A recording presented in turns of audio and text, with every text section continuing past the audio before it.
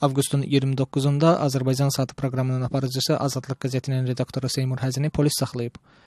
Seymur əhval-ruhiyyəsi daha yüksəkdir. Avqustun 30-da Abşeron rayon məhkəməsi Seymur Həzi haqqında 2 aylıq həbs qəti imkan tədbiri seçib. Seymur Həziyə qarşı Cinayət Məcəlləsinin xuliqanlıq maddəsinin 3-cü bəndi ilə cinayət işi açılıb. Bu ittihama görə 3 ildən 7 ilədək müddətə azadlıqdan məhrum etmə nəzərdə tutulur.